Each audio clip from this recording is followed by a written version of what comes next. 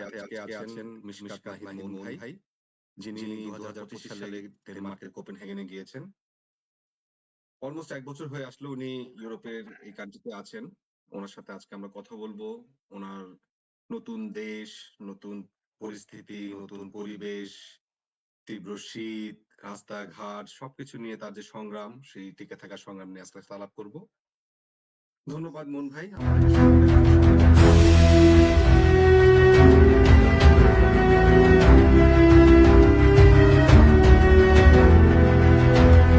ভালো লাগছে। So far so good.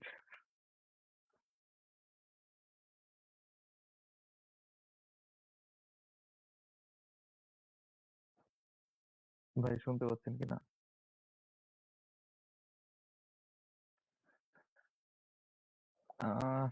ডেনমার্কের জীবন আলহামদুলিল্লাহ ভালো, কিন্তু যে জিনিসটা হচ্ছে ভাই, জিনিসটা মানে কেমনে বলবো আপনাকে, আমি যেদিন প্রথম ডেনমার্কে আসছি, জানুয়ারি 25 তারিখে পৌঁছাইছি, সেদিন হয়তো সেদিন আমি লাকিলি আরেকজনের হেল্প নিয়ে আরেকজনের বাসায় উঠছিলাম, যে আমাদের কিছুদিন থাকার ব্যবস্থা করছিল। তো তার কাছে কৃতজ্ঞ।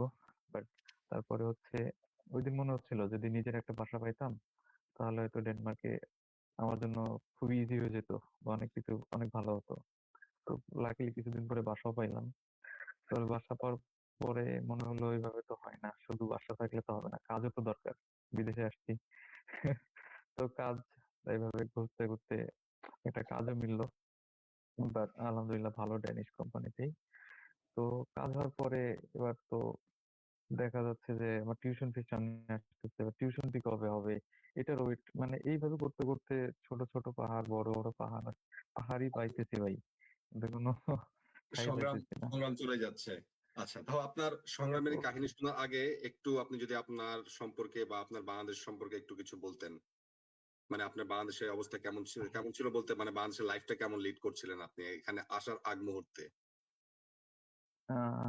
সত্যি বলতে কি, আমি এখন আমার বর্তমান জীবন এবং আমার বাংলাদেশে যে জীবন ফেলে আসছি, সেখানে আকাশ পাতাল পার্থক্য বলে মনে করি।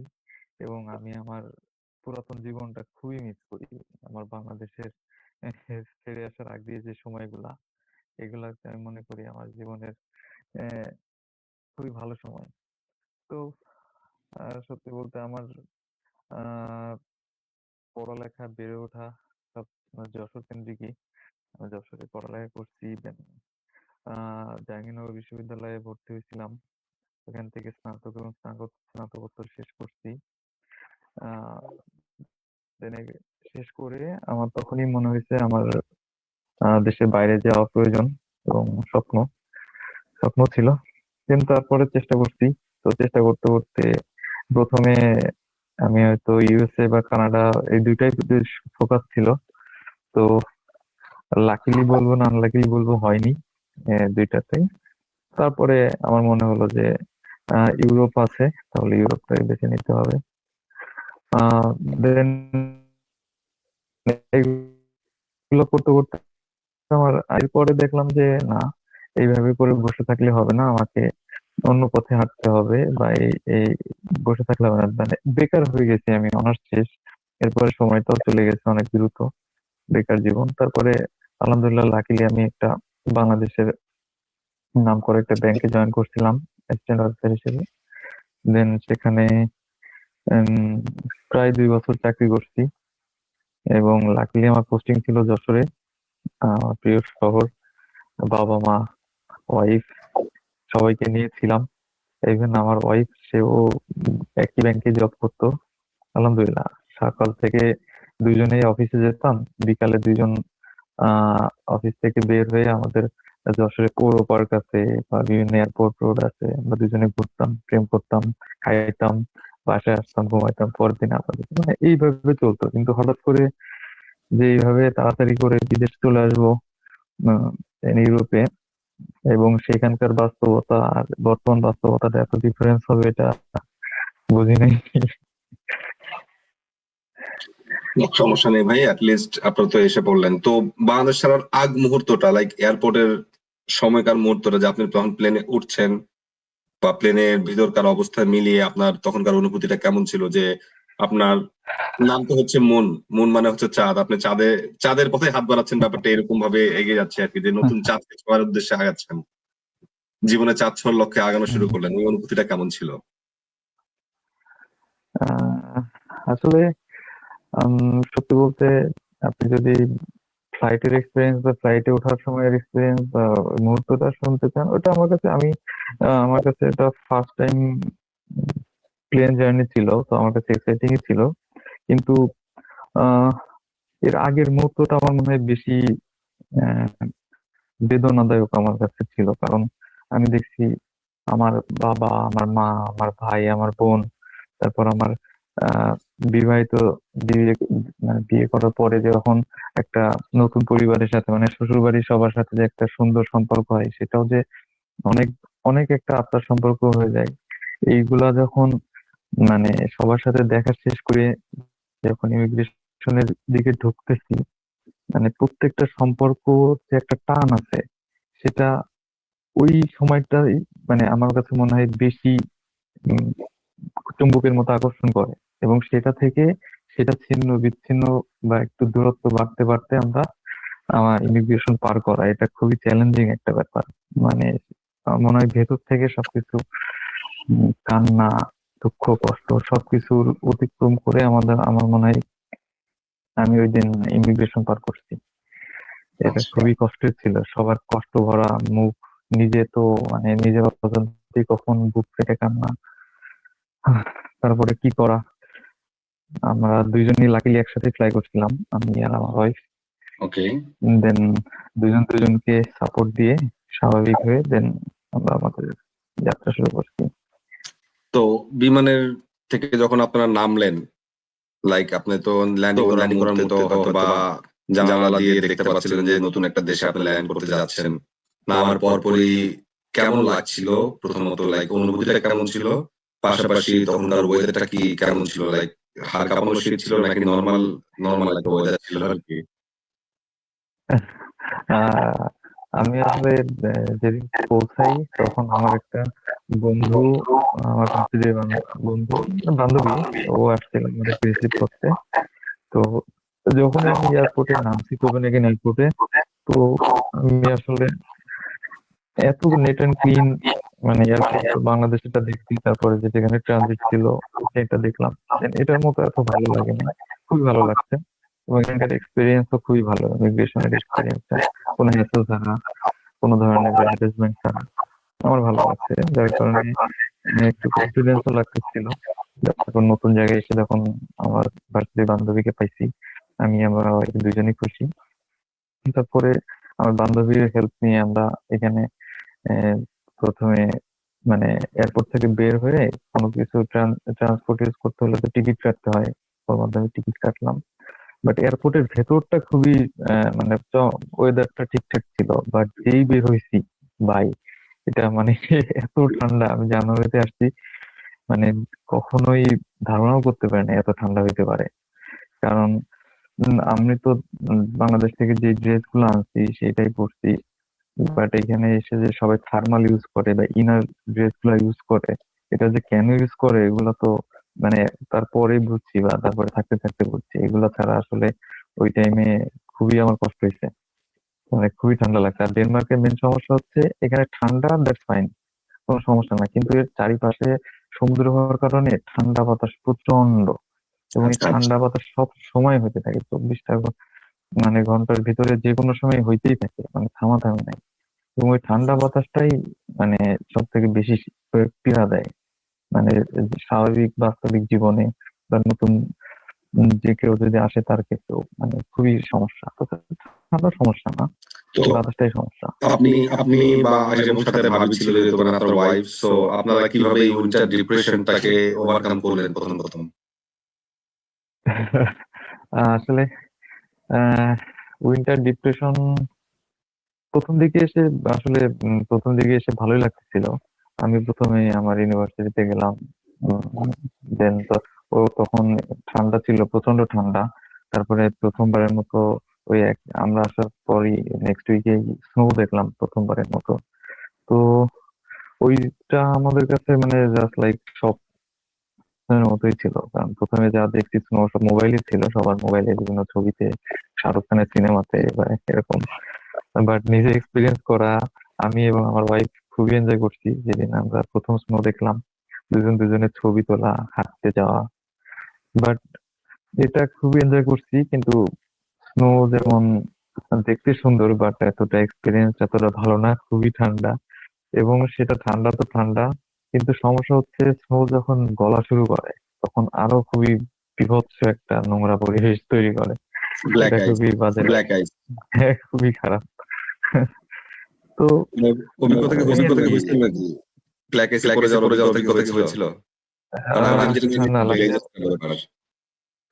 না, এটা খুবই ডেঞ্জারাস। এটা আমি বলছি আমি সিরিয়াস ব্যাপার, খুব সিরিয়াস ব্যাপার। না, আসলে এটা হাসির ব্যাপার না। আমি দেখতে অনেকে পড়ে যেতে, বাট আমি লাকিলি কেন হয়নি। এম, আল্লাহর রহমতেও একটা খাইনি। আচ্ছা, ঠিক আছে ভাই, দেখ, আপনারা তো অনেক এনজয় করেছেন। সাবধানে ঠান্ডাকে থাকতে আপনারা হবে। খুব ইজিলি ওভারকাম করতে পেরেছেন। আমি প্রথম দিকে এনজয় করছি, হ্যাঁ ইনশাল্লাহ এখন কেমন এনজয় লাগে? করছি। এটা যেহেতু প্রথমবার ছিল এনজয় করছি। ডেনমার্কটা এখন ভাই আসলে খুবই ব্যস্ততা, মানে এত ব্যস্ত, মানে নিজের সাথে নিজের যুদ্ধ, নিজের সময়ের সাথে সময়ের যুদ্ধ, নিজের মানে সম্পর্ক গুলোর সাথে যুদ্ধ, মানে সবকিছুর সাথে যেন কি আমাদের আমার কাছে মনে হয় সবসময় যুদ্ধ করতেছি। যেমন আজকের ঘটনা যদি বলি, আমি অনেক আর্লি মর্নিং উঠছি, 7টা-8টার ভেতরে উঠে খাওয়া দাওয়া করে বউ বাচ্চাকে রেখে কাজে গেলাম। 8.5 ঘন্টা শিফট ছিল, 8.5 ঘন্টা কাজ করে আহ, সোজা বাসায় আসছি। বাসায় আসার পর আর একটা ইম্পর্টেন্ট কাজ পড়ে গেছিল, ওইটাতে গেছি, ওটা করছি। বাজার ছিল বাকি, বাজার করছি। 10:30 11টার দিকে মনে হয় বাসায় আসছি। দেন বউ বাচ্চাকে একটু সময় দিলাম। তারপরে এই যে চলছে এখনো। এখন কয়টা, 1:10 বাজে। ও, দেন আগামীকাল ধন্যবাদ আবার আপনাকে কাজে আসলে আছে। আমাদেরকে সময় দেওয়ার জন্য। থ্যাংক ইউ ভাই, ইটস ফাইন। আমি খুব এনজয় করতেছি আপনাদের সাথে এবং খুব লাকি ফিল করতেছি। লাইক আপনি বলছিলেন যে আপনার যেমন ছোটবেলা থেকে বড় পড়াশোনা, বড় হওয়া, ইভেন আপনার জব সবকিছু মিলিয়ে পরিবার পরিজন সবকিছু আপনার যশোর কেন্দ্রিক ছিল। সো দ্যাট মিনস আপনি অনেকটা আড্ডাপ্রিয় মানুষ ছিলেন। যশোরের মতো খোলামেলা এলাকায় রিল্যাক্সে থাকতে পারতেন। মানে আত্মীয়স্বজন মিলে থাকাটা আসলে তো খুব একটা মজার ব্যাপার।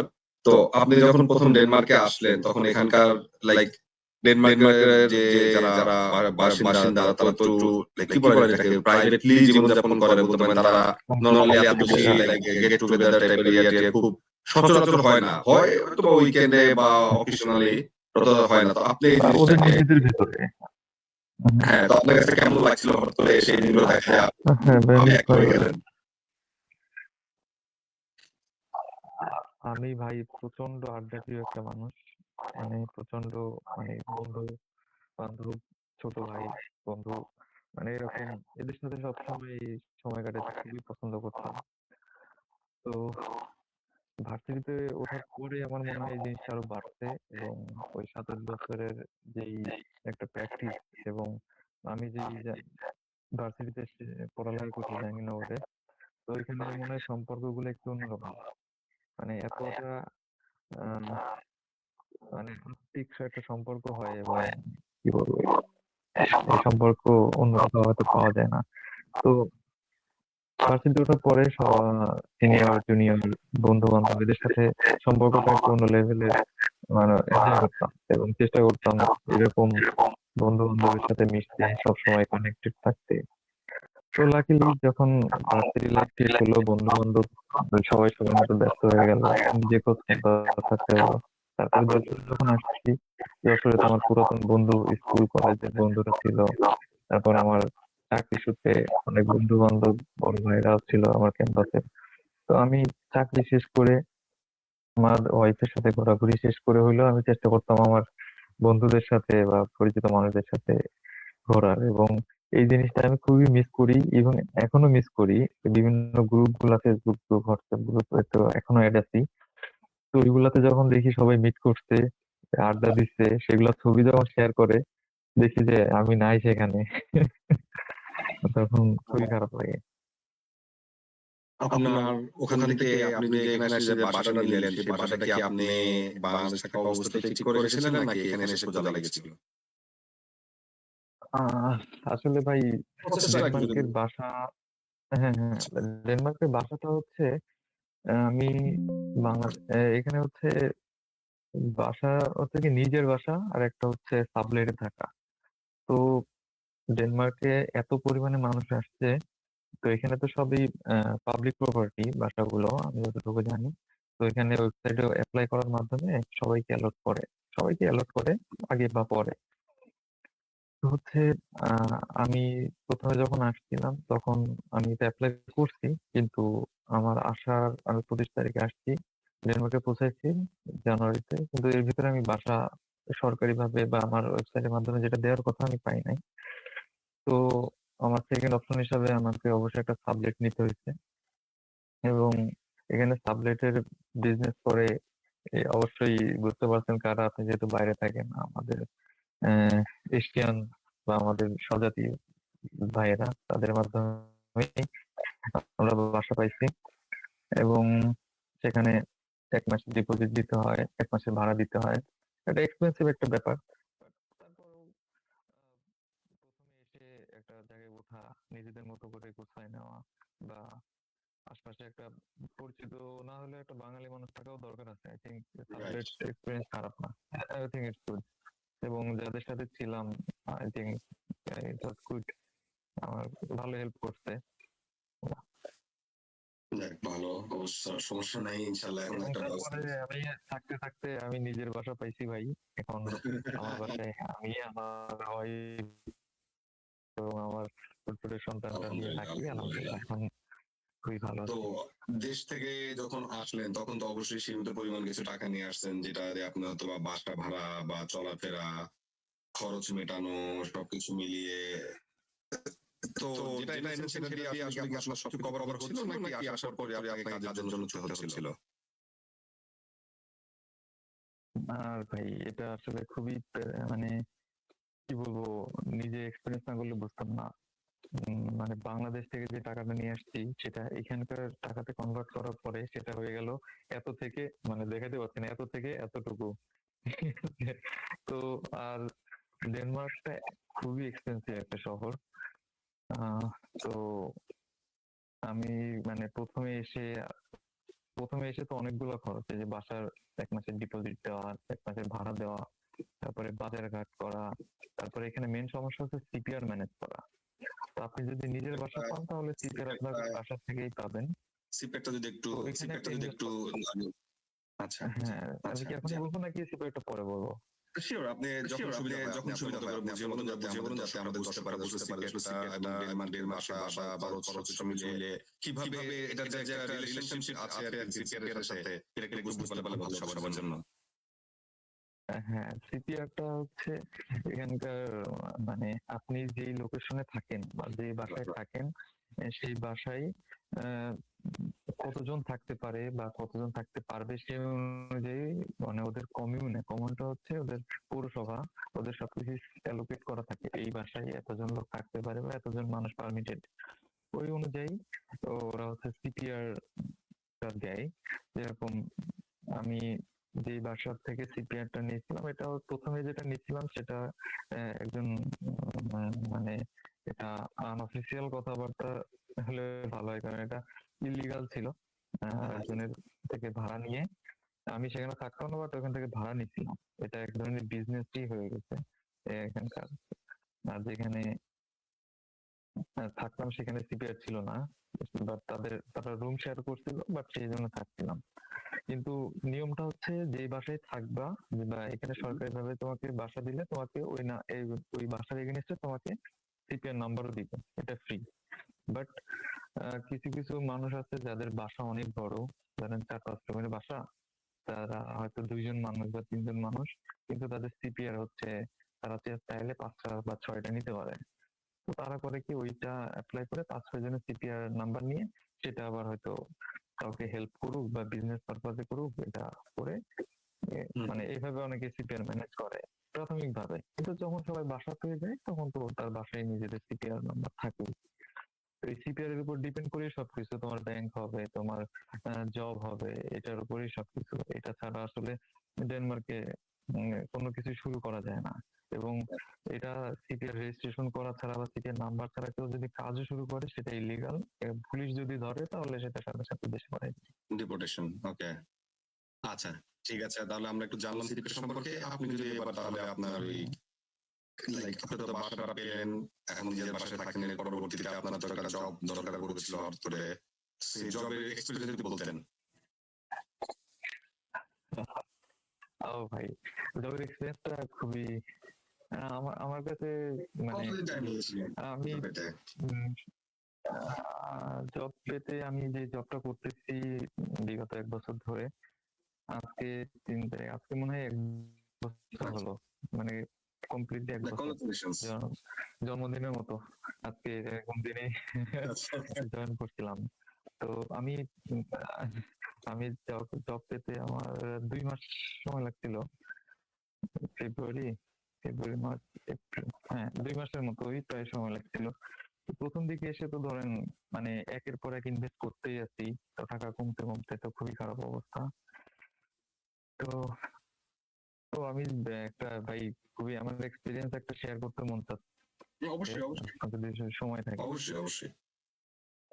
আচ্ছা, সেটা হচ্ছে আমি প্রথমে এসে মানে টাকা যখন কমতে আছে তখন মানে নিজেকে মানে ভাবলাম যে হচ্ছে এখন যে কাজই আসুক আমাকে শুরু করতে হবে। আমি তো হচ্ছে একজন ফেসবুকে পোস্ট করছিল যে হচ্ছে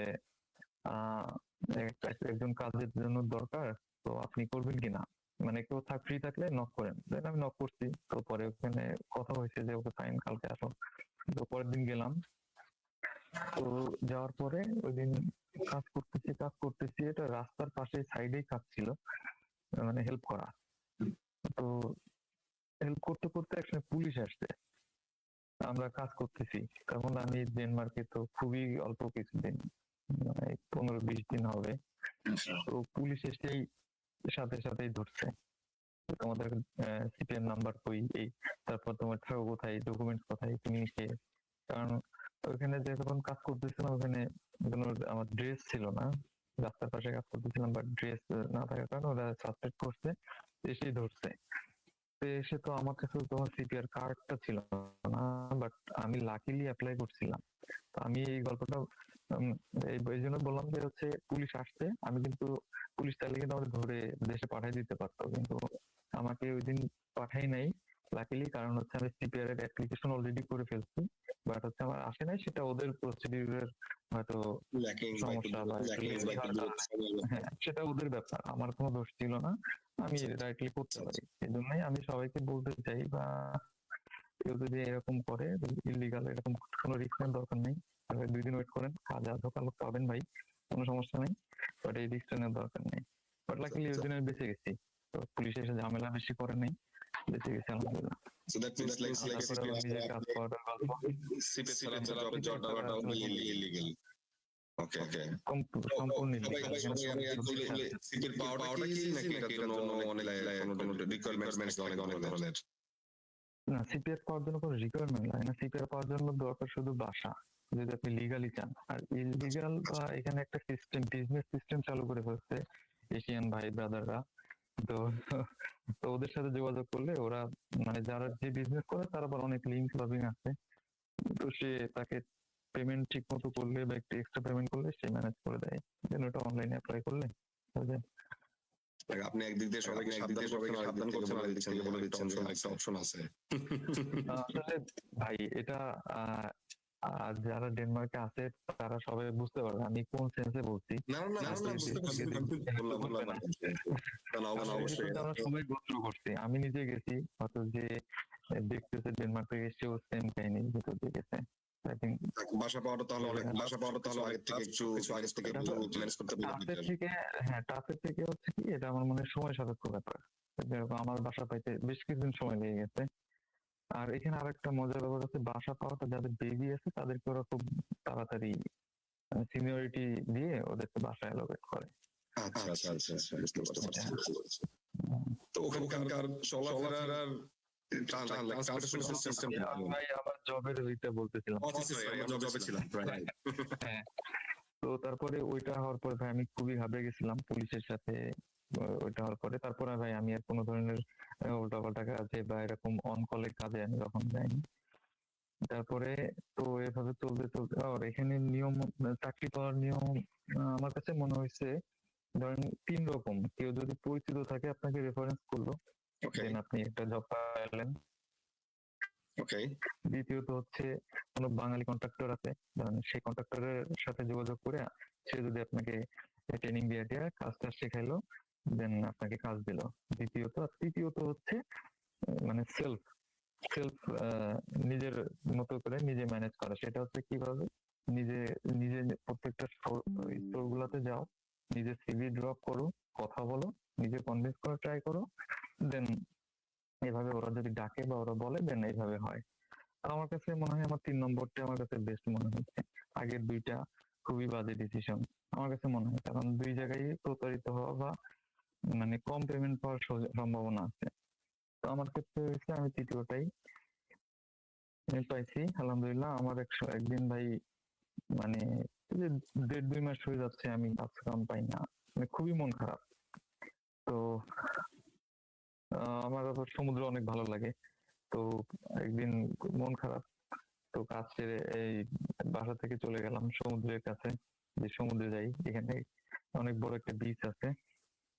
তো ওই দিন অনেকক্ষণ সময় কাটিয়ে দেখলাম যে একটা রেস্টুরেন্ট আছে, সেটা মানে বেশ বিজি, সবাই দেখলাম আসা যাওয়া করতেছে। তো পরে ভাবলাম কত জায়গায় তো সিভি দিলাম, তো এখানে একটা সিভি দিয়ে যাই, দেন বসের সাথে কথা বলা যায় কিনা।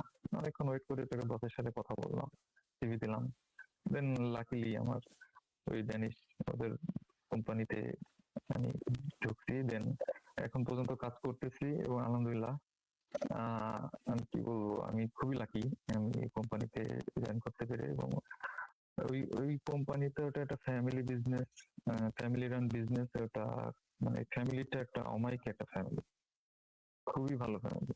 আমার মনে হয় আগের 2 অপশন থেকে এই অপশনটা আমার জন্য খুবই ভালো হয়েছে, খুবই ভালো।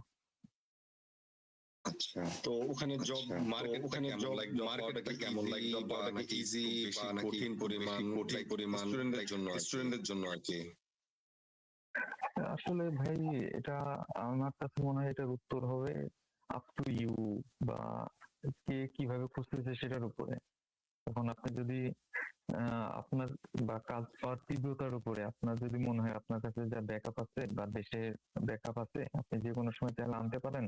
আপনি আপনার হয়তো কেয়ারলেস ভাবে আপনি ঘুরে বেড়াচ্ছেন, আপনি এনজয় করতেছেন, সিভি আপনার দরকার নাই। তো এখানে আরেকটা মজার জিনিস ভাই, এখানে কাজ পাওয়ার আর একটা ভালো মাধ্যম হচ্ছে মসজিদে নামাজ পড়া। ঠিক আছে, আচ্ছা, মসজিদ এখানে আছে, মসজিদ গুলাতে যাওয়া, নামাজ পড়া রেগুলার, এবং ওইখানে অনেকের সাথে সিনিয়র মানুষের সাথে কথা বলা বা যেরকম অনেকের সাথে কথা বলতে বলতে কানেকশন হয়ে যায়, যেন ওইখান থেকে আমি দেখছি অনেকেই জব পাইছে। এটা মসজিদটা একটা কি ভালো অপশন, শুধু নামাজই পড়া। মসজিদটা কি লাইক কোন স্পেসিফিক কমিউনিটি বেস ভাবে তৈরি করা হয় নাকি ওখানকার লাইক প্রতিটা সিটিতে বা প্রতিটা শহরেই মোটামুটি এই মসজিদ তো কিছুটা অ্যাভেলেবেল আছে? হ্যাঁ, আমি আমার দেখা আছে ভাই, আমি কোপেনহেগেনে দেখছি 2টা বাংলাদেশি কমিউনিটি বেস মসজিদ আছে এবং আচ্ছা, কোপেনহেগেন সিটিতে। তো এখানে মানে মুসলমান মানে ধর্মপ্রাণ বাঙালি মুসলমানরা সবাই এই 2টা মসজিদ কেন্দ্রিকই তাদের মানে ধর্মীয় চর্চা এবং সামাজিক বা ইভেন রাজনৈতিকও বলা যায়, সবকিছু এই 2টা মসজিদ কেন্দ্রিকই চলে। আচ্ছা, এবং ঈদের নামাজ থেকে শুরু করে 5 ওয়াক্ত নামাজ, রমজানের সময় এই ইফতারি করানো, মানে খুবই জাঁকজমকপূর্ণ ভাবেই চলছে। এবং কোপেনহেগেনে অনেক বাঙালি, এটা ঈদের সময় গত রোজা থেকে দেখতেছি অনেক মানুষ। আচ্ছা। আপনার কাছে কি মনে হয় আপনি আচ্ছা, যেটা বলতে যাবো আমার একটা কোশ্চেন ছিল মাঝখানে আমি ভুলে গেছিলাম যে আপনি কি বাঙালি কমিউনিটি দেখেই কি কোনো একটা এলাকাতে বাসা নিয়েছেন নাকি আপনি একটু লাইক ওখানকার বাঙালিরা কেমন যথেষ্ট পরিমাণে হেল্পফুল কিনা? আসলে ভাই আহ এখানে বাসা তো আমি যেটাতে আছি সেটা তো আমার সিলেক্ট, আমি জাস্ট র্যান্ডমলি অ্যাপ্লাই করছি, বাট সিলেকশন কোনটা দিবে সেটা ওদের উপরে ডিপেন্ড করে। তো এটা আমি আসলে আমার দেখার সুযোগ ছিল না এখানে কতটা বাঙালি আছে না বা নাই। ইভেন প্রথম দিকে হয়তো এসে খেয়াল করতাম বা চেষ্টা করতাম বাঙালিদের সাথে মিলেমিশে থাকতে। ইভেন আমি প্রথম দিকে এসে আমি একটা নরেব্রো নামে একটা জায়গা আছে, এটা খুবই ক্রাউডেড বা ডেনমার্কের গুলিস্তান বলে আর কি ওনাকে। তো অনেক ক্রাউডেড এবং গেলে অনেক মানুষ পাওয়া যায়, ইভেন বাংলাদেশি তো পাওয়া যায়। তো আমি প্রথম দিকে অনেক সময় গিয়ে ওখানে দাঁড়িয়ে থাকতাম, একটা বাংলাদেশি মানুষ দেখি, কথা বলি, 2টা মিনিট কথা বলি, দেন আবার বাসায় যাবো, সমস্যা নেই, এরকম করতাম। তো এই করে করে আসলে পরে অনেক আজে বাজে এক্সপিরিয়েন্স হওয়ার পরে যখন বাসা নিচ্ছি বা আস্তে আস্তে হয় কি সবাই বাঙালি কমিউনিটি বা অনেক অনেক চেষ্টা করে বাঙালিদের থেকে দূরে থাকতে বা এই বাজে বাজে এক্সপিরিয়েন্সের কারণে। বাট সবাই যে খারাপ তা না, আবার সবাই যে ভালো সেটাও না। বাট আলহামদুলিল্লাহ আমি এখন যেখানে আছি এখানে আমার আশপাশে কিছু বাঙালি পরিবার আছে, এরা খুবই ভালো আলহামদুলিল্লাহ, খুবই ভালো। এবং আমার কিছু ফ্রেন্ড সার্কেলও এখানে হয়েছে নতুন করে এখানে আসার পরে। এবং ফ্রেন্ড, বন্ধু, তারপরে বান্ধবী, তারপর ছোট ভাই বোন, সিনিয়র, এবং খুবই ভালো একটা কমিউনিটি হয়ে গেছে এখানে আসলে। মানে সবাই নিজস্ব নিজস্ব নিজের মতো করে একটা কমিউনিটি গ্রো করে ফেলে, অল্প কয়েকজন মানুষ মিলে এটা করে ফেলে এবং ওইভাবেই চলে। এবং ওইভাবে তারা নিজেদের মতো করে কারো কোনো একটা প্রোগ্রামে এনার বাসায়, আরেকটা প্রোগ্রাম আরেকজনের বাসায়, বা ইউরোপে হয়ে গিয়ে এখানে তো ঘুরতে যাওয়াটা খুব ইজি। এই কোন এই নেক্সট মান্থ ওই দেশে, তারপরের মান্থ ওই দেশে, সবাই মিলে এইভাবে করেই আপনি কটা দেশ করলেন? খাই দাই। আমি সত্যি বলতে আমি শুধু সুইডেনে গেছি, ডেনমার্ক আসার পরে। তাছাড়া আর কোথাও যাওয়ার সুযোগ হয়নি, কারণ এখানে আসার পরই আমার ওয়াইফ সন্তান সম্ভব হয়, যার কারণে আমরা রেস্টে চলে যাই বা কি বলে লকডাউনে চলে যাই। যাক, সমস্যা নেই, কংগ্রাচুলেশনস। আপনার বেবির তাহলে বয়স কত হলো? আমার বেবি 3 মাস প্লাস, গত ডিসেম্বরে হয়েছে। মাশাআল্লাহ মাশাআল্লাহ। তো আমরা আবার ফিরে আসি। আপনার হচ্ছে ওখানকার ট্রান্সপোর্টেশন ব্যবস্থাটা কেমন, লাইক পাবলিক ট্রান্সপোর্ট?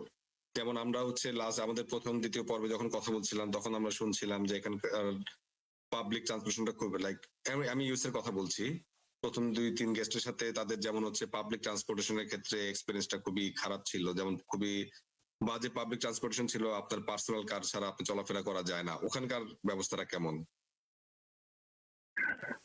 এখানে ভাই আমি বলবো ইউএসএ থেকে মানে ডেনমার্কটা কমপ্লিটলি উল্টা। এখানে আমরা সবসময় চেষ্টা করি পাবলিক ট্রান্সপোর্ট গুলো ইউজ করার, কারণ হচ্ছে এখানে পাবলিক ট্রান্সপোর্ট গুলো আমার কাছে মনে হয়েছে, অনেকের সাথে অনেকে হয়তো দ্বিমত পোষণ করতে পারে আমার সাথে, এখানকার বাস, ট্রেন, মেট্রো, আই থিঙ্ক আমার কাছে মনে হয়েছে 1 বছর প্লাস সময় এটা টাইম মতো পাওয়া যায়। এবং অনেক কিছু কিছু রুটে 24 ঘন্টায় পাওয়া যায়, কিছু কিছু রুটে ধরেন রাত 12টা পর্যন্ত মানে রেগুলার টাইম, তারপরে আস্তে আস্তে একটু গ্যাপ নিয়ে নিয়ে গাড়িগুলো পাওয়া যায়। বাট এগুলো সবসময় এরা পাবলিক ট্রান্সপোর্ট গুলো একটা সবসময় পাওয়া যায়। আর এখানে পার্সোনাল কার ইউজ করে খুবই কম মানুষ, আমার কাছে যেটা মনে হয়েছে। কম মানুষ মানে কি, এখানে বাংলাদেশের লাইসেন্স এনে সেটা কনভার্ট করাটাও খুবই সময় এবং ব্যয়, দুইটাই মিলে অনেক এক্সপেন্সিভ, তার সাথে অনেক সময়েরও ব্যাপার। আর যদি কেউ নতুন করে লাইসেন্স নিতে চায় সেটাও অনেক সময় এবং ব্যয়ের ব্যাপার। যার কারণে হয় কি, এবং এখানকার মানুষ পাবলিক ট্রান্সপোর্ট এবং সাইকেল, এই দুইটাতে ভাই বেশি প্রাধান্য দেয়। সাইকেলে বেশি স্বাচ্ছন্দ্য বোধ করে। সাইকেলে, আমরা সাইকেলে আসলে বেশি বলছিলাম যে প্রথম দ্বিতীয় পর্বে যারা কথা বলছিলাম তারা আসলে শুধু ইউএসএ বললে ভুল হবে, ইউএসএ এর একটা নির্দিষ্ট স্টেটের মধ্যে, যেমন ইউএসএ নিউ ইয়র্কেও পাবলিক ট্রান্সপোর্টেশন খুব ভালো, লাইক যেভাবে বলছিলেন আপনি যে বাস বা ট্রাম বা এই টাইপের আইডিয়া গুলা, নিউ ইয়র্কে খুব ভালো ব্যবস্থা আছে। যাক, তা আপনার কি পার্সোনাল গাড়ি আছে না পার্সোনাল সাইকেল আছে এই মুহূর্তে? আমার একটা পার্সোনাল সাইকেল ছিল, কিন্তু সেটা এখন আর নাই, ওইটা নষ্ট হয়ে গেছে, তো ওটা ফেলে দিছি। সাইকেল চালাতে মনে ভালোই লাগে ওখানে নাকি? রাস্তাঘাটে তো মানে হয়তো বা আলাদা ব্যবস্থা আছে। খুবই চমৎকার, সাইকেল চালাতে খুবই ভালো লাগে ভাই। আমি চেষ্টা করতেছি, আমার ড্রাইভিং লাইসেন্স আছে, এটা কনভার্ট করার। আচ্ছা, আচ্ছা। আমি এখানে ড্রাইভিং লাইসেন্স এক্সচেঞ্জ করতে হলে থিওরি প্লাস প্র্যাকটিক্যাল দুইটা পাস করতে হয়। তো আমি ওকে। অলরেডি থিওরি পাস করে ফেলছি, আলহামদুলিল্লাহ। আমার জাস্ট প্র্যাকটিক্যালটা সামনে, এই যে এই মাসের শেষের দিকে হয়তো আশা করি পারবো। থিওরি পাস করার হ্যাঁ। কয়দিনের মধ্যে আপনাকে এক্সামটা দেয়া লাগে প্র্যাকটিক্যাল? এটা আসলে 3 মাসের ভিতরে দিতে হয়। তো আমরা যখন কথা বলছিলাম, আপনি যখন প্রথম আসলেন, আসার পরপরই তো নতুন দেশে যেহেতু চলে আসলেন, খাবারের সবকিছু তো চেঞ্জ হয়ে গেল। কেমন লাগলো ১ম এসে আরকি হ্যাঁ। নতুনভাবে আপনাদের দেশি স্বাদ ম্যানেজ করাটা? না, ১ম দিকে ১ম এ ভাই যখন আসি, আমার কাছে ঢুকেই মানে কিছু, কিছু হয় না? মানে নাকের ভিতরে একটা খুবই বাজে একটা স্মেল টাইপের বা একটা পার্মানেন্ট স্মেল চলে আসছে। মানে হয় না, একেক জায়গায় গেলে নতুন এক জায়গার একটা নিজস্ব গন্ধ বা নিজস্ব সংস্কৃতির একটা স্মেল বলেন বা যেটা বলেন ওইটা থাকে। আর ১ম দিকে এসেই আমার যখন একটা স্মেলটা পাইছি, আমার কাছে তখন থেকে এদের খাবার বা এদের অ্যা মানে খাবারই যদি বলতি বা এদের লাইফস্টাইল এগুলো সম্পর্কে কেমন জানি খুবই বাজে একটা আসছে যে নিতে পারতেছি না। আমি স্মেলটাই নিতে পারতেছি না। আমি এই খাবারটা কিভাবে খাবো? আমি স্মেলটাই নিতে পারতেছি না। আমি ওর সামনে গিয়ে কেমনে করবো? তারপরে আস্তে, আস্তে ওদের খাবার এখন আমি ওরকম খাইতে পারি না। বাট অলওয়েজ সবসময় আমরা চেষ্টা করি আমাদের কমিউনিটির খাবারগুলা খেতে। ভাত, মাছ, ডাল, ডিম, মাংস। এখানে মাংসই বেশি খাওয়া হয়। এখানে বাঙালি কমিউনিটির বাংলাদেশি দোকানও আছে বা টার্কিশ দোকান আছে। এগুলা থেকে আমরা চেষ্টা করি আমাদের দেশি খাবার গুলা রান্না করা বা মানে কিনে আনার। ইভেন আমার আজকে দেশি একটা খাবার রান্না করা হয়েছে আমার বাসায়। আমরা দেশি খাবারই রান্না করি এবং ৩ বেলা চেষ্টা করি বাসায় যেদিন থাকি ৩ বেলায় ভাত খাই। আমি এখনো ডেনিশ হইতে পারি নাই। অনেকে হয়তো বলবে যে কেন? বাট আমি পারি না ভাই। এখানে এবং অনেকে হয়তো পাড়িয়ে দিবে। আমি পারি না। আপনি দেশি থেকে যা পারেন নাকি? দেশকে ভুলে যাচ্ছেন নাকি ভাই? আমি ভাই ভাই দেশি মুরগির না ভাই, দেশে বলা সম্ভব না। দেশি মুরগির উপরে কোনো মুরগি হইতে পারে বলে আমার মনে হয় না। দেশি গরুর স্বাদের উপরে কোনো স্বাদ কোনো কিছু খাবার হইতে পারে বলে আমার মনে হয় না। ওখানে দেশি খাসির উপরে ভাই কোনো মাংস হইতে পারে বলে আমার মনে হয় না। ওখানে এটা তো হয় না, না? এটা কোনোভাবেই সম্ভব না ভাই। দেশি সবকিছুর যে স্বাদ, এবং আমি চেষ্টা করি ভাই দেশ থেকে, আমি যখনই শুনি যে কেউ দেশ থেকে আসতেছে বা কেউ এখান থেকে যাবে আবার আসবে, আমি চেষ্টা করি কিছু না কিছু ভাই দেশ থেকে তাদের মাধ্যমে রিকোয়েস্ট করে হোক বা যেভাবে হোক কিছু নিয়ে আসার, এবং এভাবে করেই আমি চলতেছি। দেখ, তাও ভালো। আপনার ওখানে যাওয়ার পরে আপনি তো ১ম যে বললেন ইউনিভার্সিটিতে গেলেন বা ওখানে হয়তোবা বাজারে গেলেন বা জব খুঁজতে যখন গেলেন, আপনার কাছে কি ওখানে কি ইংরেজিটা বেশি চলাচল করে নাকি ওদের নিজস্ব ভাষা? কারণ আমি যতটুকু জানি যে ইউরোপিয়ানরা তাদের নিজস্ব ভাষাটাকেই বেশি প্রেফার করে। ঠিক, আপনি ঠিকই বলছেন। কিন্তু এই দিক থেকেও আবার ডেনমার্কটা আবার ইউরোপের অন্যান্য দেশের থেকে আলাদা। আমি খুবই লাকি এবং আমার এই জিনিসটা খুবই ভালো লাগে যে ডেনমার্কে ইংলিশটা ওয়েল অ্যাকসেপ্টেড এবং ওয়েল প্র্যাকটিসড। আপনি যদি জার্মানিতে যান, ইটালিতে যান, ওরা ওদের ভাষা ছাড়া কথাই বলতে চায় না, বলবেও না, এবং বললে ওরা মনে করে ওদের ভাষাকে ছোট করতেছে। বাট এই ধারণা থেকে ডেনমার্কটা পুরাই উল্টা, এবং এটা মানে খুবই ব্রড মাইন্ডেড বলে আমি মনে করি। এরা ছোট থেকে শুরু করে বয়োবৃদ্ধা আপনি ইংলিশে কথা বলেন, তারাও আপনাকে ইংলিশে রেসপন্স করবে এবং খুবই সুন্দরভাবে, এবং তারা মাইন্ডও করবে না। তো এবং আমরা তো যারা আসছি দেশ থেকে, তারা কিছু না কিছুতে ইংলিশে বলতে পারি। তো এখন পর্যন্ত আমার কোনো সমস্যা হয় নাই মনের ভাব প্রকাশে আর কি, সবকিছু প্রকাশে। তো আলহামদুলিল্লাহ, এবং আমার এই জিনিসটা খুবই ভালো লাগে। এখানে ইংলিশ ওয়েল মানে খুবই ভালোভাবে চলে। এই জন্য আমি তো এদের ভাষা এখনো অল্প কয়েকটা ছাড়া আমি শিখি নাই বা লাগে নাই, ইংলিশে চলে যাচ্ছে। এটা কি জাস্ট আপনি কোপেনহেগেনের কারোর মধ্যেই লাগে না নাকি টোটালি ডেনমার্কেই লাগে না মোট বলতে গেলে? এটা আমার মনে হয় শুধু পুরো ডেনমার্কে একই অবস্থা। ডেনিশরা ইংলিশও বলে, ডেনিশও এদের কাছে এরকম সমস্যা নাই অন্যান্য দেশগুলোর মতো। যাক, ভালো, তা তো ভালো। হ্যাঁ, খুবই ভালো ভাই। যাক, তারপরে আপনি যে ইউনিভার্সিটিতে গেলেন, ইউনিভার্সিটির বাংলাদেশে তো আপনি বললেন যে পড়ালেখা করে আসলেন, যেহেতু বাংলাদেশের যে পড়ালেখার সিস্টেম আর ডেনমার্কের পড়ালেখার সিস্টেম দুটোর মধ্যে তফাৎটা কেমন লাগলো আপনার কাছে? লাইক আপনাকে প্রথমে খুব বেশি অন্যরকম প্রবলেম হচ্ছিল কিনা কোন রকম? আসলে প্রথম দিকে আমরা তো দেশে পড়ালেখা তো জানেনই ভাই, পড়ালেখা মানে পরীক্ষার আগের রাত পর্যন্ত যতটুকু পারো মুখস্থ করো, পরীক্ষার দিনে শেষ এখানে নিজেকে উগড়ে দাও, ঢেলে দাও, শেষ, পরীক্ষা দেওয়া শেষ, তুমি সবকিছু ভুলে যাও, দেন পরীক্ষার রেজাল্ট আসবে। বাট এখানে আমার কাছে মনে হচ্ছে এটা খুবই বাস্তবধর্মী এবং রিসার্চ বেসড। আমার যেরকম প্রত্যেকটা সেমিস্টারেরই প্রজেক্ট আছে, এবং প্রজেক্টটা গ্রুপ নিয়ে করতে হয়, মানে গ্রুপ মেটদের সাথে মিলেমিশে করতে হয়। এবং লাস্ট সেমিস্টারে 2টা প্রজেক্ট ছিল, শুধু বাঙালি ড্যানিশ সব মিলেমিশেই আর কি। তো এখানে পড়ালেখাটা আমার কাছে মনে হচ্ছে রিসার্চ বেসড, এবং এখানকার টিচাররা সবসময় চেষ্টা করে বর্তমান প্রেক্ষাপটের অনুযায়ী সবকিছু তুলে ধরা, সবকিছু বোঝানো এবং অনুযায়ী শেখানোর। কিন্তু এই জিনিসটা আমার কাছে মনে হয় তো বাংলাদেশের সাথে চেঞ্জ, কারণ আমাদের তো ইউনিভার্সিটিতে দেখছি একটা সিলেবাস তৈরি করে, সেটা মানে আজকে তৈরি করলে নেক্সট 5 বছর 10 বছর সেই একই সিলেবাসে চলবে, একই বই চলবে। মানে এটাই আমার কাছে মনে হয় এটা খুবই আপডেটেড পড়ালেখায় এদের সবকিছু। আপনি তখন মাস্টার্স করতে গিয়েছেন, তাই না? আমার কাছে আমি মাস্টার্স এর স্টুডেন্ট, এখানে আমার হাফ ডান, হাফ লেফট। বাকি যাক, ভালো, আলহামদুলিল্লাহ, অর্ধেক তো শেষ করলেন। হ্যাঁ ভাই, আমার পড়ালেখা চলছে আলহামদুলিল্লাহ। আপনার ওয়াইফ কেমন ভাবে কোপ আপ করে নিল নতুন পরিবেশটার সাথে? ওর জন্য আসলে আসলে কি বলবো, ওর জন্য একটু কষ্ট হয়েছে। তারপরে আর বিদেশে আসলে এমন একটা অবস্থা, বাইরে যে আসে আমরা না পারি দেশে ব্যাক করতে, না পারি যেভাবে হোক এখানে থাকার চেষ্টা করি। ও নিজের সাথে নিজের যুদ্ধ করে হোক, সবকিছু যুদ্ধ করে এখানকার জিনিস সবকিছু মেনে নিচ্ছে। এবং প্রথম দিকে এসে অনেক কষ্ট করছে ও নিজেও।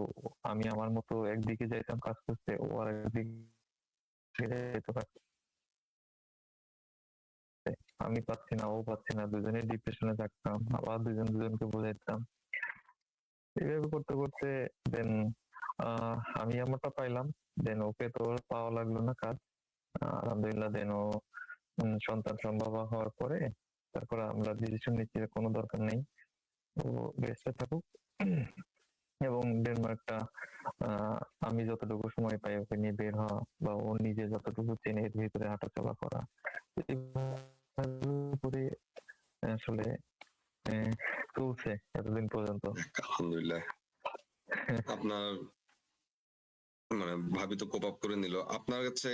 আপনি কয়টা ঈদ পালন করলেন এখন পর্যন্ত ডেনমার্কে? 2টো নাকি 3টা? ডেনমার্কে ভাই আমি লাকি 3টা ঈদ পাইছি আমি, 2টা রোজার ঈদ আর একটা কোরবানি। কেমন লাগলো মায়ের হাতের সেমাই অথবা বাবার সাথে নামাজ পড়া বাদ দিয়ে?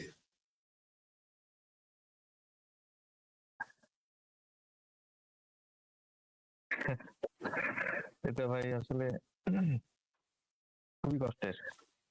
আমি যখন ভাবি যে জীবনের এতগুলা ঈদ কাটালাম যেই নিয়মে, যে মানুষগুলোর সাথে, সেটা মানে কেন আমি চেঞ্জ করলাম, মানে কি সুখের আশায়, এটা এখন ভেবে পাই না। এবং আর এখানে আরেকটা মজার ব্যাপার হচ্ছে, আমাদের এখানে ঈদ তো হচ্ছে আগের দিন আর বাংলাদেশে হয় পরের দিন।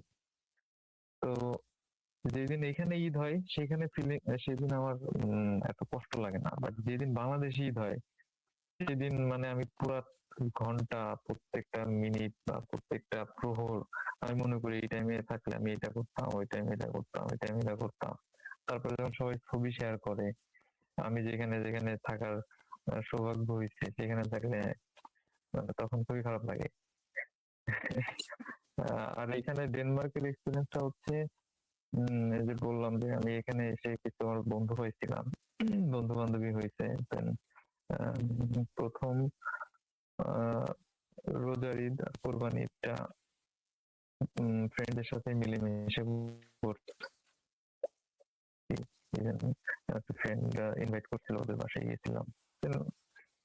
মানে নামাজ পড়া বা অনেকের সাথে দেখা হলো, কথা বলার সাথে ওইটা আমার কাছে বেশি মনে পড়ে যে বন্ধুদের সাথে সময় কাটাইছি, ভালো সময় কাটাইছিলাম, এটাই। বন্ধু বান্ধব ম্যানেজ হয়ে গেছে। আর এবার রোজার ঈদটা, হ্যাঁ, আর এবার রোজার ঈদটা নিজের বাসায় করলাম। এবার আমার বাসায় কিছু ফ্রেন্ড আসছিল, আলহামদুলিল্লাহ এটাই হয়ে গেল।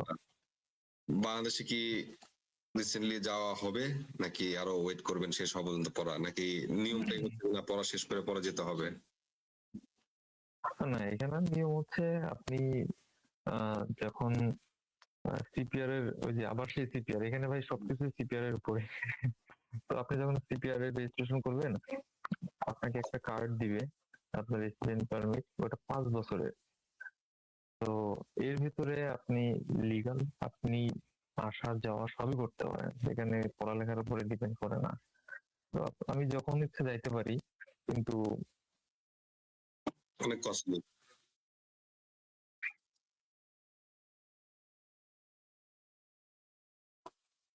পারি করে কিনা অনেক কারণে। তো এটা টিউশন ফি পুরোটাই নিজে দিচ্ছেন নাকি? ভাই কোশ্চেনটা, টিউশন ফিটা কি পুরোটা নিজে দিচ্ছেন? আচ্ছা, টিউশন ফিস টিউশন ফি হচ্ছে আমি অলরেডি 3টা পে করে ফেলছি, 4টা টিউশন ফি আর একটা বাকি আছে। আচ্ছা আচ্ছা। তো প্রথমটা তো দেশ থেকেই দিয়ে আসতে হয়, দেন ওটা তো দেওয়া শেষ। দেন এর পরেরটা যেটা, সেটা আমি কাজ করে দিতে পারছি, বাট লাস্ট সেমিস্টারেরটা আমি দিতে পারি নাই নিজের মতো করে, নিজে ইনকাম করে, কারণ তখন আমি অত ভালো করতে পারি নাই।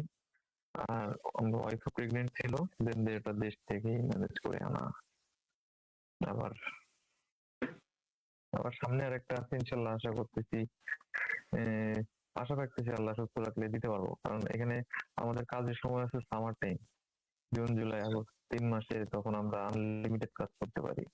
বাট এখন তো অ্যাজ এ স্টুডেন্ট আমি 90 আওয়ার্স কাজ করতে পারি per month. 90 hours, 90 means like 90 hours per month? হ্যাঁ, 90 hours, 90 hours per month. As a student আপনি লিগালি এই কাজটা করতে, এত আওয়ার কাজ করতে পারেন। তো এটা করলে আসলে ডেনমার্কের পেমেন্ট সিস্টেমটা ভালো, এটা করলে থাকা খাওয়া হয়ে যায়, বাট আপনি টিউশন ফিসটা জমাতে পারবেন না। বুঝতে পেরেছি। সেজন্য আমরা চেষ্টা করি সামারে স্টুডেন্টরা সবাই তখন ফুল টাইমার হয়ে যায়, যত ইচ্ছা কাজ করো, কোনো লিমিটেশন নাই। তো ওই টাইমে আমরা কিছু টাকা সেভ করে দেন বাকি টাইমগুলোর সাথে ম্যাচ আপ করার চেষ্টা করি। স্পাউসদের তো ওয়ার্ক পারমিট থাকে ওখানে মনে হয়। হ্যাঁ, স্পাউসরা এখানে ফুল টাইম কাজ করতে পারে, স্পাউসদেরও কোনো তো কাজের বাধা নাই, এটা ভালো। যারা স্পাউস ধরেন, কোনো আপু হয়তো স্টুডেন্ট, তার হাজবেন্ড ফুল টাইম, দেন তাদের ক্ষেত্রে আমার মনে হয় এই ডেনমার্কে সার্ভাইভ করাটা আরো ইজি। কারণ একটা ছেলে বা একটা ছেলে মানুষ আর কি, সে যতটুকু কাজ করতে পারবে, আই থিঙ্ক কোনো মেয়ে যদি ফুল টাইম হয়, সে হয়তো অত কাজ করতে পারে না, সব সময় পারবে না। তো ওইটা ভালো হয় আমার মতে। মাঝখানে আমি একটা কোশ্চেন করেছিলাম, আপনি হয়তো ওই সময় শুনেননি বা পরে আবার জিজ্ঞেস করেছিলাম, দেশে যেতে ইচ্ছে করে কিনা? ভাই দেশে শুধু ইচ্ছা করে না ভাই, আমার তো মনে হয় সবকিছু ওইখানে পড়ে আছে, আমার শুধু দেহটা এখানে। ইভেন আমার ওয়াইফ আজকেও বলতেছিল, তুমি আমার কবে দেশে নিয়ে যাবা? এটা ভাই উত্তর আমি তো দিতে পারি না। আমার দেশে তো সবসময় যেতে মন চায়, এবং সবসময় মন চায় যে কেউ যদি স্পন্সর করতো, আমি ভাই ছেড়ে যাইতাম গা, তার টাকা আমি ইনস্টলমেন্টে দিতাম, তারপরে আমার কিছু টাকা দাও, আমি আমার বউ বাচ্চা নিয়ে অ্যাটলিস্ট একটু দেশে যাই, ঠান্ডা হই, আমারও ভালো লাগতেছে না। আর দেশে এখানে তো ভাই জীবনটা এত প্রেসারের, এত প্রেসার, মানে এত যুদ্ধ করা যায় না। এই যুদ্ধ থেকে আমার মনে হয় একমাত্র রিলিফ আমি যদি দেশে যাইতে পারি, অ্যাটলিস্ট 1 মাস, 1 মাস প্লাস যতদিন থাকতে পারি, ওইটা হইলে আমি রিলিফ হব। আমার তো এটা ছাড়া তো আর কোনো সেকেন্ড অপশন নাই। এবং আমার যত এনার্জি বা এনার্জি সবকিছু, তো এনার্জি হাউসটাই আমার এখানে। তো আমার এবং আমার ওয়াইফ, আমরা দুজনেই খুবই ঘর কাতরের মানুষ, এবং এখানে এসে আমরা খুবই সুন্দরভাবে সাইজ হচ্ছি, কুকড হচ্ছি। আমরা সবসময় যেতে চাই দেশে। এভাবেই চলছে। আসলে দূর থেকে দেখে সবাই মনে করে যে আসলে সে তো ডেনমার্কে থাকে, ইউরোপের একটা কান্ট্রিতে খুব ভালো আছে নাকি? হ্যাঁ, হ্যাঁ, খুব সুন্দর ব্যাকগ্রাউন্ডের ছবি।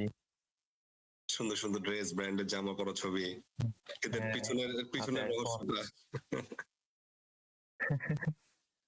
হ্যাঁ, কিন্তু ওই ছবিটা হয়তো তোলা 11 ঘন্টা কাজ করে এসে।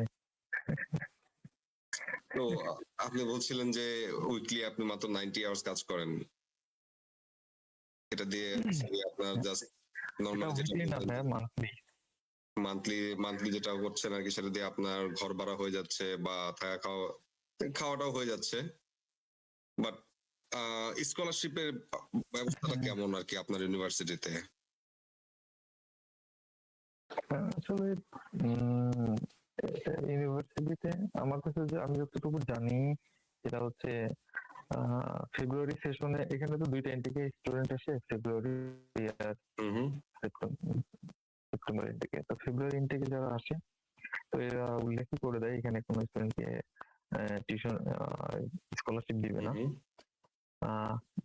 সেপ্টেম্বর থেকে যারা আসে, কিছু কিছু ইউনিভার্সিটি আছে, ইউনিভার্সিটি অফ কোপেনহেগেন আছে, কিছু সাবজেক্ট আছে, তখন আবার অ্যাপ্লাই করলে দেন ওরা ইন্টারনালি কিছু, হয়তো কোনো কেউ কেউ প্রথম সেমিস্টারের ওয়েভার পাই, কেউ দুইটা সেমিস্টারের ওয়েভার পাই। তো এইভাবে করে আসলে এরা স্কলারশিপটা দেয়। আবার অনেকে আছে ফুল ফান্ডেডও পাই, এরকম নাই বললে ভুল, বাট আছে। এই বিষয়টা খুবই কম এখানে। আমার কাছে মনে হচ্ছে স্কলারশিপ হোল্ডার খুবই কম আছে, খুবই কম। বাট আর একটা তো আছে, সেটা ইউরোসমাস মুন্ডাস স্কলারশিপ নিয়ে যারা হয়তো অল্প কয়েকজন থাকতে পারে। বাট ইউনিভার্সিটির স্কলারশিপ নিয়ে আমি এখনো দেখি নাই, বা আমার হয়তো সৌভাগ্য হয় নাই বা তাদের সাথে মিট করার। আপনি বলছিলেন যে ওখানে 5 বছরের ভিসা দেয় ওরা, লাইক আপনার 2 বছরের হয়তো পড়াশোনা, এর পরবর্তী থেকে আপনার 3 বছর পর্যন্ত আপনি যে কোনো জবই করতে পারবেন, নাকি স্টাডি রিলেটেড আপনার কোনো জব করা লাগবে পরবর্তীতে ভিসা আপনার এক্সটেন্ড করার জন্য? না, সিস্টেমটা অ্যাকচুয়ালি প্রসিডিউরটা? আচ্ছা, এখানে 2 বছরের স্টাডি শেষ করার পরে 3 বছর এখানে স্টুডেন্টরা, সরি, এখানে 3 বছর যে কাজ করার যে সুযোগটা পাই, সেটা হচ্ছে যে কোনো কাজই করতে পারে। এটা স্টাডি রিলেটেড যে হইতে হবে এমন কিছু না। কারণ হচ্ছে এই 5 বছর থাকলে সে তো এখানকার নাগরিক হয়ে অ্যাপ্লাই করতে পারবে না, কিছুই না। তো এখানে পরবর্তী যে 3 বছর তুমি থাকবা, সেটা যা ইচ্ছা করো, তুমি কাজ না করো, বসে থাকো, সেটাও সমস্যা না, সেটা আপ টু ইউ। এক্সটেন্ড করার কোনো রকম অপরচুনিটি কি ওরা দেয়, নাকি যে ঠিক আছে তুমি পড়ালেখা করছো? সেটা হচ্ছে, হ্যাঁ, এটা ডিপেন্ড করবে আবার আপনার উপরে। আপনি কোনো কোম্পানিতে বা কোথাও যদি কাজ করেন, এতদিন কাজ করার পরে আপনার ক্যাপাসিটি আপনি কতটুকু বিল্ড আপ করতে পারছেন, তারপরে হচ্ছে আপনাকে নিজেকে কতটুকু কি বলে এটাকে, ওয়ার্ক পারমিট বলে আর কি, আপনার কোম্পানি থেকে বা আপনার বসের থেকে আপনি ওয়ার্ক পারমিট বের করা, যে আমি এই কোম্পানি, আমার কোম্পানিতে এই এই এর ছাড়া চলবে না, এর তুমি ভিসা এক্সটেন্ড করো, আমার এটা দরকার, এর আমি ছাড়তে চাই না। তো এইভাবে করে ওয়ার্ক পারমিট বের করতে হয়, এবং হাই স্যালারি দিয়ে, মানে এটাও অনেকটা টাফ, ইম্পসিবল না, অনেকেই পাই যে হয়তো অনেক ভালো ওয়ার্কার, কোম্পানি চাই তারা রেখে দিতে, দেন এভাবে করে দেন ভিসা এক্সটেন্ডেড অ্যাপ্লাই করে, দেন হয়ে যায়। তো এখানে তো ভিসা, মানে পিআর পাওয়ার দুইটা স্কিম আছে, একটা হচ্ছে 4 বছরের, একটা 8 বছরের। তো তারপরে যে যেটা ফিল আপ করতে পারে সেই অনুযায়ী পিআর এর অ্যাপ্লাই করে। বুঝতে পারলাম। আপনার ইচ্ছা আছে? ইচ্ছা, আমি এখন পর্যন্ত ইচ্ছা নাই, আমার এখন পর্যন্ত ইচ্ছা ব্যাক করার। দেশে চলে যাব, থাকবোই না?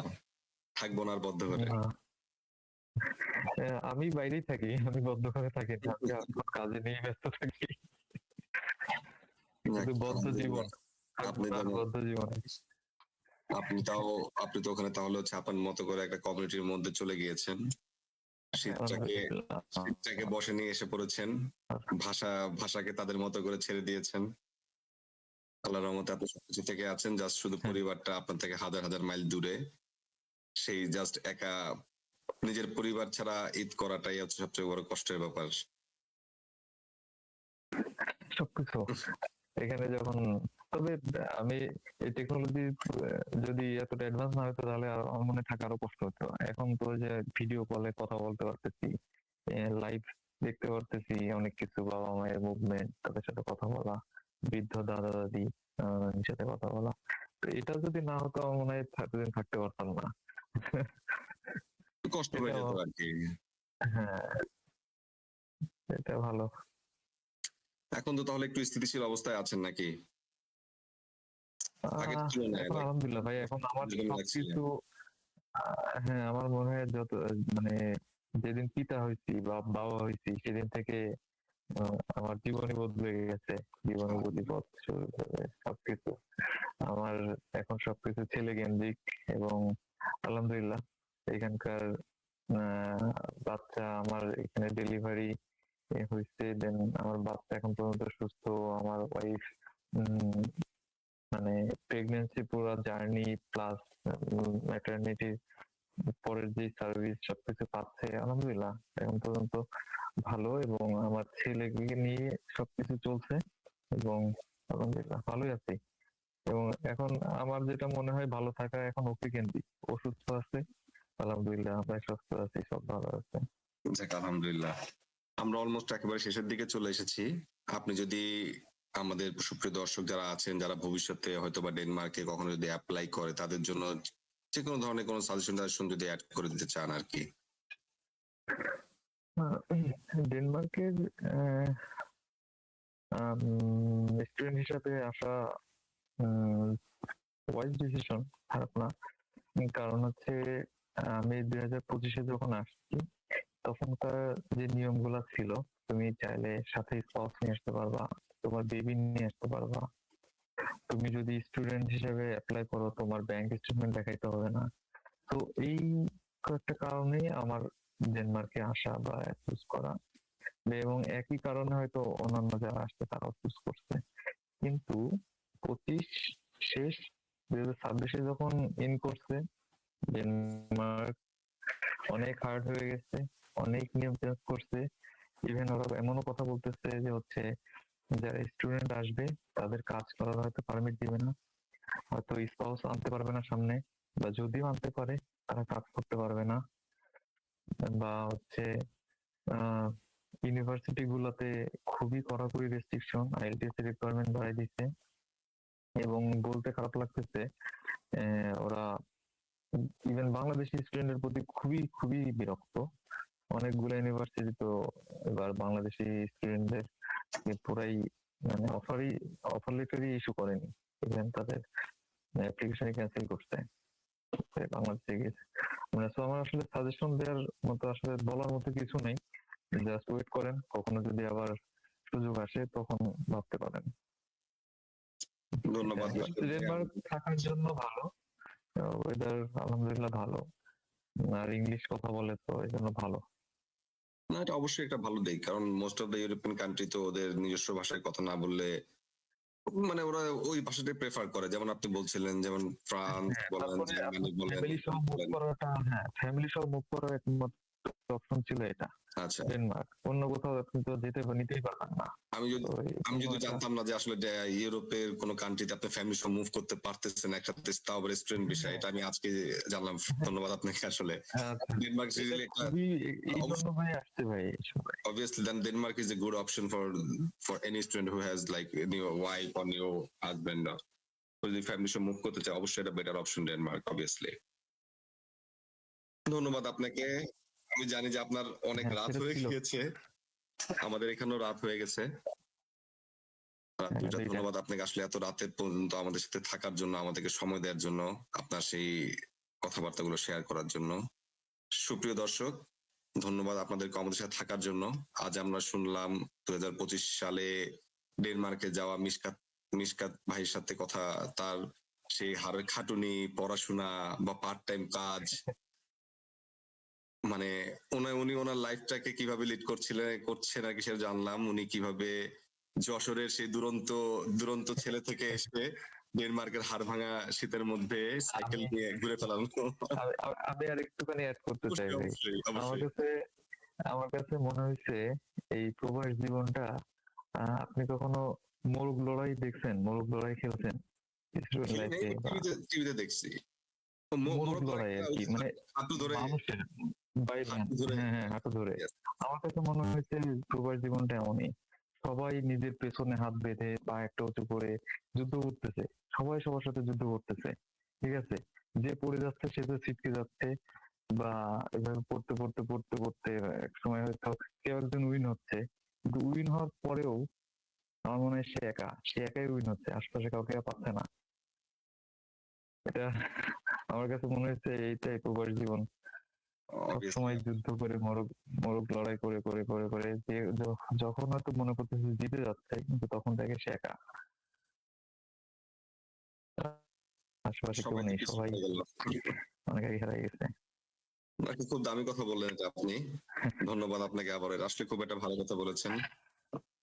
সুপ্রিয় দর্শক, ধন্যবাদ আপনাদেরকে আমাদের সাথে থাকার জন্য। মিশকাত ভাইয়ের কিছুটা কাহিনী শুনলাম। মাত্র 1 বছরের মধ্যে উনি অনেক কিছু উপলব্ধি করে ফেলেছে অলরেডি। উনি আসলে দেশান্তরী হওয়ার পরটা যে এতটা মসৃণ না, এই জন্য দরকার আপনার আসলে একটা মানসিকতা যে আপনি কখনো হাল ছেড়ে দিবেন না, কখনো মানে আপনি কি কাজ করবেন সেটা নিয়ে আপনি চিন্তা করতে পারবেন না। আপনাকে মানে বাহিরে কি ঠান্ডা না গরম সেটাও আপনি চিন্তা করতে পারবেন না, আপনাকে যুদ্ধ করে যেতে হবে। আর এই যুদ্ধ করাটাই হচ্ছে আসলে দেশান্তরী। ধন্যবাদ, ধন্যবাদ মিশকাত ভাই, ধন্যবাদ দর্শক আপনাদের সবাইকে আমাদের সাথে থাকার জন্য। আসসালামু আপনাদেরকেও আলাইকুম। ধন্যবাদ, আপনাদের সফলতা কামনা করছি ভাই। জি, আমরা আপনার সফলতা কামনা করছি এবং আপনার ছোট্ট শিশুটাকে আমাদের সবার পক্ষ থেকে ভালোবাসা রইল, দোয়া রইল আমাদের। ধন্যবাদ ভাই। জি,